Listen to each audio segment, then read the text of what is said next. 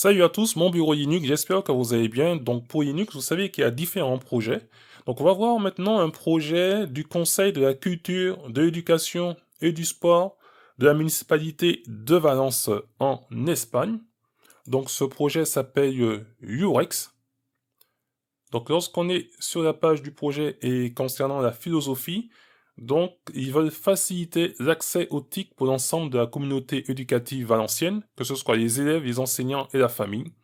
Donc il y a différents aspects qui vont suivre et puis il y a aussi tout ce qui est philosophie du logiciel libre. Donc ils vont inciter les étudiants à collaborer au lieu d'être en compétition, le bien commun contre le bien privé et puis il y a aussi l'autonomie versus la dépendance en tout ce qui concerne, on va dire, la technologie. Donc concernant l'historique, on va dire, du projet, donc je vous ai parlé de TIC. Donc lorsqu'ils disent qu'ils facilitent l'accès aux TIC, c'est l'accès aux technologies de l'information et de la communication. Donc le projet a commencé en 2003 et puis la première version a été publiée, on va dire, en mai 2005. Ils se sont basés sur Debian Sarge.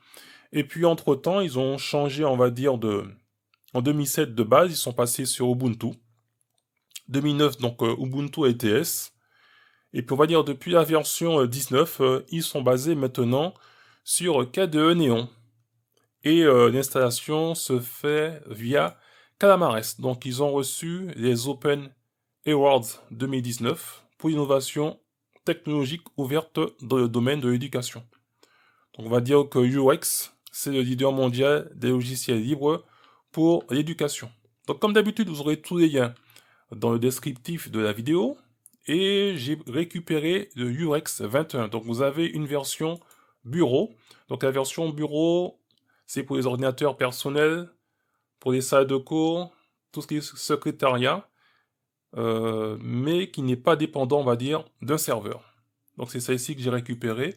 Vous avez la version donc serveur, vous avez une version client, vous avez une version ici qui est plutôt destinée dans les cycles de formation, donc serveur, client, desktop.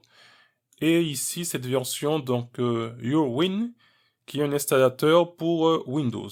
Donc j'ai récupéré ça ici. Donc elle fait 3 Go 5 l'ISO. Donc sans plus tarder, j'ai déjà fait l'installation puisqu'elle est simple, puisque c'est avec Calamares. Attention cependant, la langue par défaut, ce qui est proposé, c'est du valencien, de l'espagnol, de l'anglais. Il n'y a pas de français, on va dire, au départ. Et après, j'ai mis le système en français en utilisant, on va dire, les outils KDE. Donc vous avez une petite animation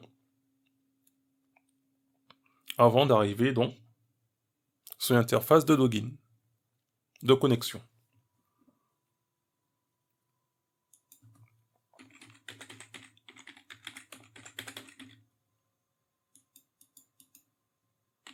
Donc on peut se connecter soit avec X11 ou soit avec Wayland.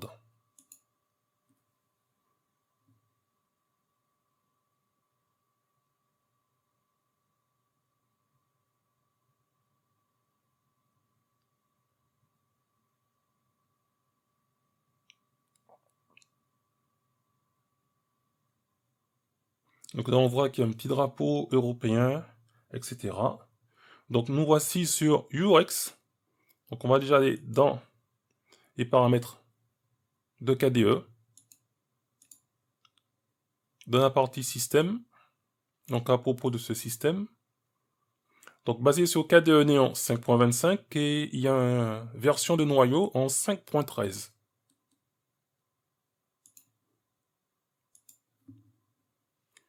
Et après, concernant les applications, il y a tout ce qu'il faut pour faire de la bureautique, éducation des enfants, un petit peu de programmation, et la configuration si par exemple vous avez un écran tactile, etc. Différents outils de création digitaux, l'éducation, Scratch, TuxMat, etc. La partie graphisme, donc GIMP, etc. Blender, Inkscape. La partie internet, une partie laboratoire. Voilà. Vous avez les outils d'administration de la distribution, La partie multimédia, j'ai ajouté quelques logiciels, OBS, etc. Mais vu que c'est une VM, ça va pas fonctionner. Et différents autres outils. Par exemple, j'ai trouvé qu'avec Htop,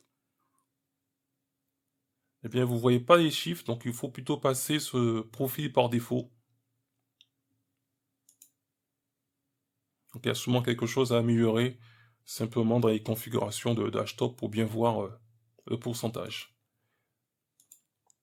Et lorsqu'on continue, où est-ce que j'étais? Voilà, le système.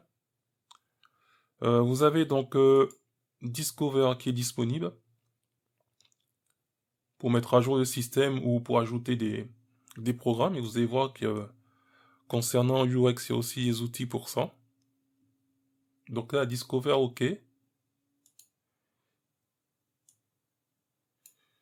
Voilà, on était dans la partie système. Et après, différents, on va dire, utilitaires. Donc revenons dans les outils d'administration. Il y a différents kits.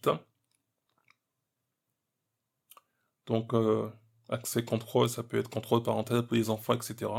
Donc on va commencer avec le UX Up, qui permet, on va dire, de mettre à jour, on va dire, le système. Donc il va vérifier si tout est OK. Vous avez un autre outil pendant que lui il vérifie.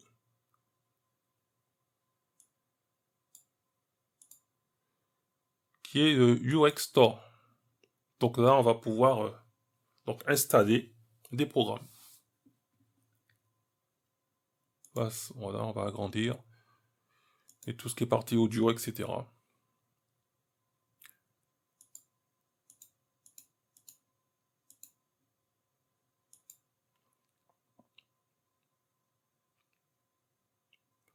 Donc voilà à quoi correspond le UX Store.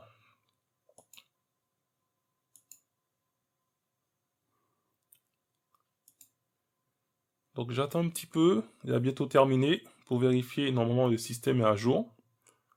Donc UX Up.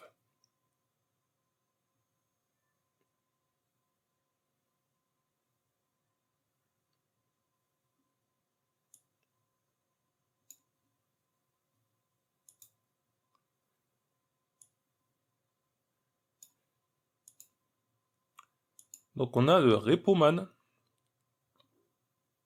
Donc là, donc ça me dit que le système est à jour. Donc la version qu'on voit ici, c'est la version qui correspond au CD que j'ai téléchargé, donc la version courante, la version 21 de UX. Et les différentes informations concernant les préférences, etc. Donc le système est à jour. Donc là, ça va parfois vous amener vers le wiki, etc. Firefox, déjà, il y a quelques marque-pages concernant UX, etc. Donc oui, je vais te fermer. On va fermer ici. Et donc Repoman donc, permet de configurer les repos. Donc par défaut, vous avez UX 21 qui est activé. J'ai activé ici Ubuntu Focal parce que si j'active pas Ubuntu Focal, j'arrivais pas, on va dire, à installer par exemple NeoFetch ou d'autres programmes. Donc c'est pour ça que j'ai activé NeoFetch. Du moins j'ai activé le dépôt, on va dire, Focal, donc 20.04. Et après, il y a un autre dépôt ici, celui-ci, je l'ai pas activé. Donc on a déjà vu le store, donc ça c'est OK. Donc je vais lancer vite fait la console pour faire un petit NeoFetch.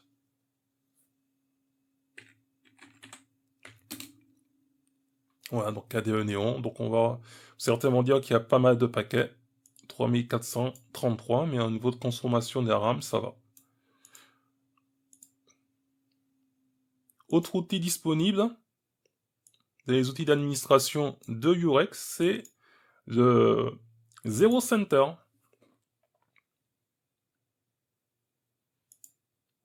Donc là, ça me permet d'ajouter encore d'autres programmes ou d'autres services où on peut configurer d'autres services dans la distribution.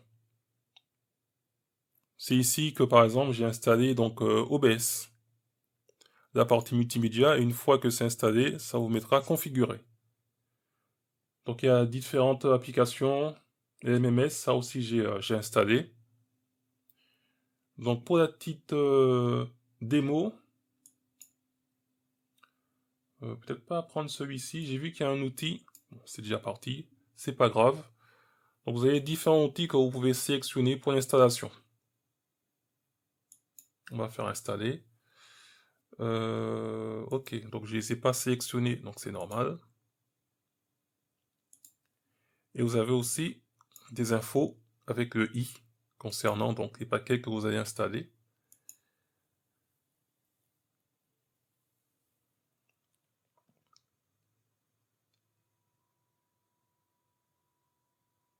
Donc là, avec le Zero Center, c'est encore un autre moyen d'installer, on va dire, des applications sur la Urex.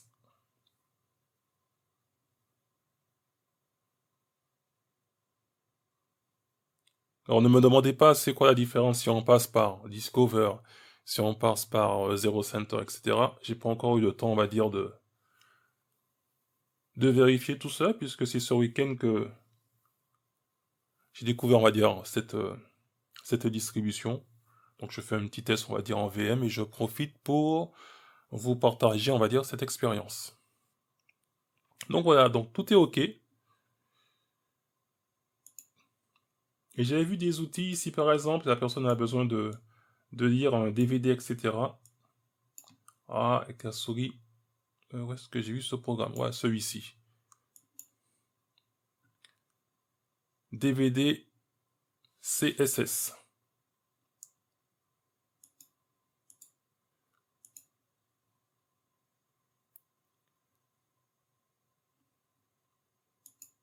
On clique sur installer et on peut aussi avoir donc les détails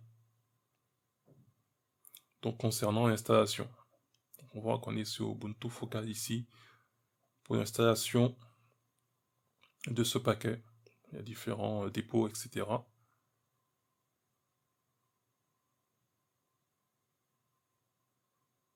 Donc vous avez vu, il m'a pas demandé mon mot de passe. Donc pour certaines tâches, par exemple mettre à jour le système, vous n'avez pas besoin du mot de passe. Et pour certaines tâches, eh bien, il demandera parfois le mot de passe.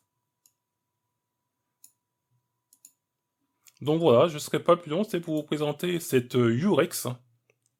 C'est pour me regarder s'il y a d'autres fonds d'écran qui sont venus avec cette Urex. Donc il y en a d'autres. Voilà, on a fait appliquer. Et on peut donc éteindre le système, ça reste du KDE en dessous, donc KDE Plasma. Et on va éteindre tranquillement la VM. Pour voir si on a aussi la petite animation lors de l'extinction de la machine. Et bien voilà, c'était pour vous présenter donc le projet donc UX.